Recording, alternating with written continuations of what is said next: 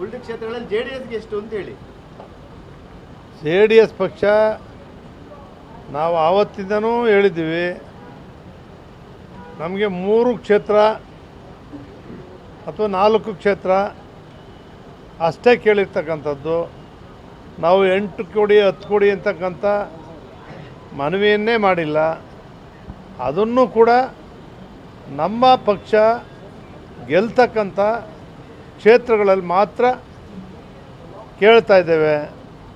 ಎಲ್ಲಿ ನಮ್ಮ ಕಾರ್ಯಕರ್ತರು ನಮ್ಮ ಪಕ್ಷದ ಶಕ್ತಿ ಇದೆ ಆ ಕಡೆ, ಭಾರತೀಯ ಜನತಾ ಪಕ್ಷ ಶಕ್ತಿ ಹೆಚ್ಚಿರೋ ಕಡೆ ನಮ್ಮ ಶಕ್ತಿ ಕಡಿಮೆ ಇದ್ದರೂ ಕೂಡ ಇಡೀ ರಾಜ್ಯದಲ್ಲಿ ಎಲ್ಲ ಕ್ಷೇತ್ರಗಳಲ್ಲೂ ಕೂಡ ಕನಿಷ್ಠ 2 ಲಕ್ಷ 3 ಲಕ್ಷ ಮತದಾರ ಕಡಿಮೆ ಮತ ಅಂದರೂ ಕೂಡ 2 ಲಕ್ಷ 2.5 ಲಕ್ಷ 3 ಲಕ್ಷ ಒಂದು ಪಾರ್ಲಿಮೆಂಟಲ್ಲಿ ಒಂದರಲ್ಲಿ 6-7 ಲಕ್ಷಗಳು ಇರ್ತಕ್ಕಂಥ ಕ್ಷೇತ್ರಗಳು ಕೂಡ ಇದ್ದಾವೆ.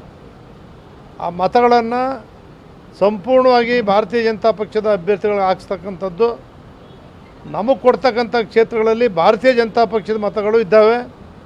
ಅವರು ಕೂಡ ನಮ್ಮ ಅಭ್ಯರ್ಥಿಗಳನ್ನು ಬೆಂಬಲಿಸುವ ಮೂಲಕ ಈ ರಾಜ್ಯದಲ್ಲಿ 28ಕ್ಕೆ 28 ಕ್ಷೇತ್ರಗಳನ್ನು ಗೆಲ್ಲಬೇಕು. ನರೇಂದ್ರ ಮೋದಿಯವರು 3ನೇ ಬಾರಿಗೆ ಮತ್ತೊಮ್ಮೆ ಪ್ರಧಾನಮಂತ್ರಿ ಆಗಬೇಕು ಅಂತಕ್ಕಂಥ ಗುರಿಯನ್ನು ಇಟ್ಕೊಂಡು ನಮ್ಮ ಪಕ್ಷ ಕೆಲಸವನ್ನು ಮಾಡ್ತಾ ಇದೆ.